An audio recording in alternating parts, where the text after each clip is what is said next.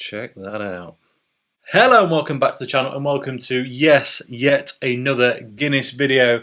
But today we're here to talk about, well, pretty much the only thing that the UK beer YouTube scene at least has been talking about the last couple of weeks, and that is the Guinness NITROSURGE. Just before we jump into it, well, what is it? Well, it's a little device. It comes in a lovely little display case like this, Guinness Draught NITROSURGE, and the basic premise is it enables you to do a proper 2-part Guinness pour for, importantly, a full pint of Guinness in your own home.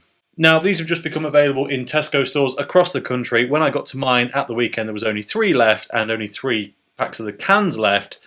I bought 2 packs of the cans, so sorry to my Tesco, but you're a little bit off on your numbers now. But anyway, this is effectively a machine to get the best possible pint of Guinness in your own home, and if that's true, then I'm all about it. But this does come with a price tag of, well, to be honest, Tesco haven't been too bad with it. It was about £22 to £25 if memory serves, and the cans were £7 for 4, which, yes, is a lot more expensive than regular Guinness, but actually in beer terms right now is not that bad. And it's worth remembering that it's £7 for 4 pints, not £7 for 4 440ml cans, and that does make quite a bit of difference. So what is in here? Well, you open it up and nothing, because I've already taken it out. I've had to try it, experiment with it to find out how to use it, and to be honest, so far I've not had a pint that I would say was notably better than I've managed to achieve with the draft can. But I think after a bit of research I've actually been using this wrong. So today we're going to find out how to use it the right way. So in this nice little box comes the Guinness NITROSURGE unit itself, a charging cable, because yes, it is actually battery powered, and a few bits of cleaning accessories as well. But yeah, you get the idea, just nice little bit of packaging. The unit itself, however, actually looks like this. Now the reason I've already taken it out and put it in the box, and as you might notice, is a little wet, there's a few spots of water on it, is because every time you use this, both before and after you use it, you're meant to rinse it through with warm water. And the reason for that is twofold. One, you don't want beer hanging around in it because it'll go off, it'll go mouldy, it'll taint the taste, it'll be horrible, won't be very good for you. That's the reason to clean it afterwards.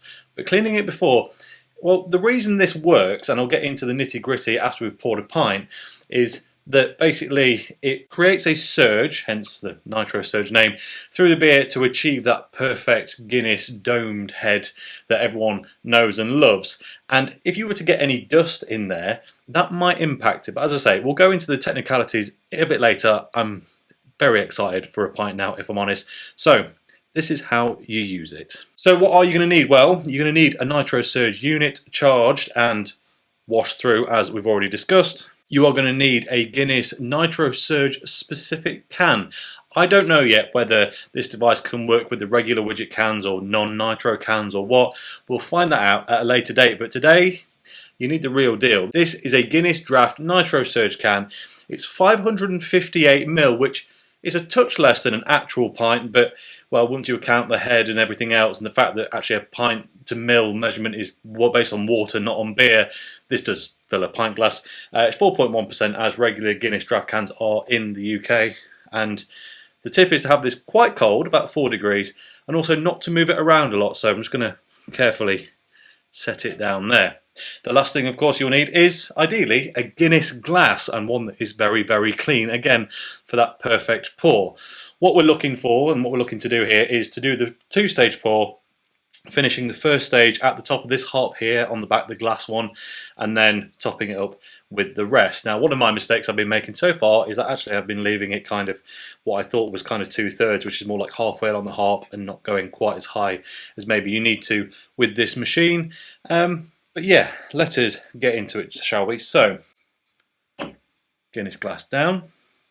You'll notice on the inside of the machine there's kind of a little hole that looks not dissimilar to the top of a ring pull. Well, that needs to sit over the opening once you've opened this can. Now, I don't want to move this can around too much, so I'm not going to show you that, but you get the idea.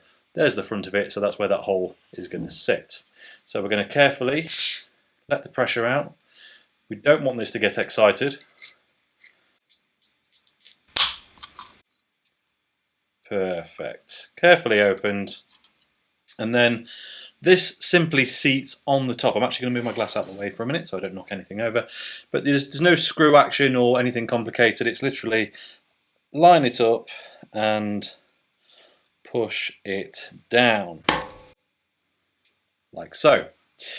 And then, when we're ready to pour, we are going to click this button here, and the harp on the top is going to light up, which I'll try and show you, but I don't know if I'll be able to. And well, then we're just going to pour it, and the trick here, as far as I can tell, is basically to hold the glass, hold the can in this hand, and pour it like that, so that it's over kind of halfway, and yeah, it's beyond the horizontal, if you like. But we'll see what happens. So let's give it a go. We're lit up, can you see that? And you don't want the Guinness Surger to touch the glass. And as it gets closer and closer, we're going to want to straighten this up, get it on a table, and perfectly that one at the top of the harp for the first time. Now, one thing you'll notice is when you right this can, the harp will no longer be lit up, and that is for a good reason. We now let this sit for exactly 1 minute, and thankfully, because I'm recording this, I can actually see exactly how long that is. So we've got about 40 seconds left, or just over, and we're going to let this do its normal settling thing. Look at that, does look good, doesn't it? But anyway, for the second pour, you don't want the machine on at all. Again, once this is poured, we'll go into the details of why, but it effectively all goes into making the perfect pint of Guinness in your own home. So, while that settles, just admire it really. It does look very, very nice indeed. We've got about 15 to 20 seconds left until we complete the pour, and I'm hoping at which point we'll end up with a pretty perfect pint of Guinness. And it's the same thing again, but this time obviously leaving the glass on the table, and then we're just going to go fully over and to try and get this. And it always feels like this is going to overflow, but have faith.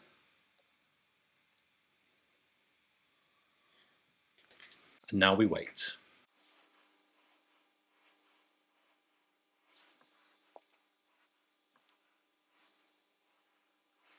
It's taking a little while to settle this one, but actually, well, it doesn't look bad, does it? I would argue maybe the head needs to be a little bit deeper, but at the same time, well, it's not finished doing what it's doing yet, so we may well get there. But yeah, I'm not thrilled with that pour, but I'm far from disappointed either.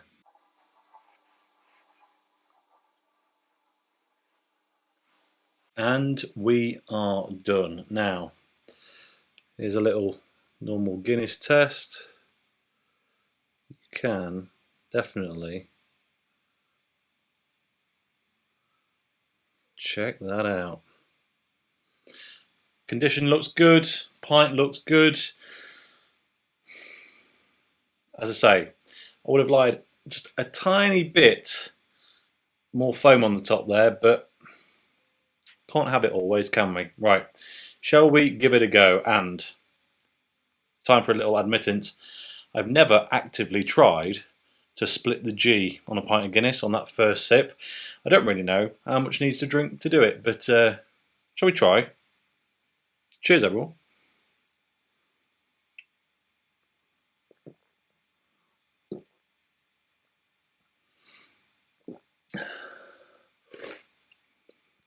I'll take that.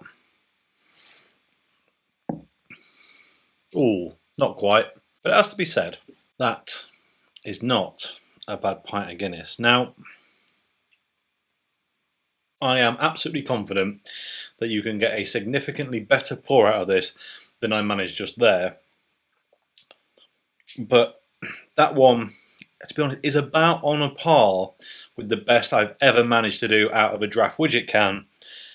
And this is only my third can from the Surger unit. So, yeah, it's definitely got promise. Now, you do need to drink quite a bit of Guinness to be worth the 20-25 quid kind of layout for the device, plus the fact the cans are a bit more expensive, not as easily available, so you have to go specific places to buy them. And while I wouldn't consider myself a frequent Guinness drinker, I am quite picky about it when I do drink it, and I like a proper pint. And I can't necessarily rely on a lot of my local pubs to give me that, so being able to control that in my own home, for me, is a thumbs up. Just before we wrap this up though, I did say we were going to get into the kind of the hows and the whys and how this works. So basically, draft cans, whether NITROSURGE or not, I believe are nitrogen flushed, which it gives them a bit of better body, a bit better texture, and yeah, certainly does. But what does the whole surge thing mean, and why do you have to be so kind of peculiar in your usage and cleaning of the device? Well, as I understand it, basically what happens when you pour a beer normally, you get kind of a lot of splashing, and that kind of lifts the beer and it releases gas in the beer to produce the head, which is what you want. But unless it can be controlled, it's very difficult to get something perfect. Now, the idea of this is that the device provides a steady stream of beer and surges, which is the release of gas, hence the name, the beer just enough as it travels through the machine, so you end up with your perfect pint just there. And does it work? Well, I'm going to have to say yes. I think it works pretty well. And that really is all I've got to say about it. So as always, thank you very much for watching. If you enjoyed this video, please like it. If you haven't already, subscribe if you will be so kind. And I'll catch you next time. Cheers.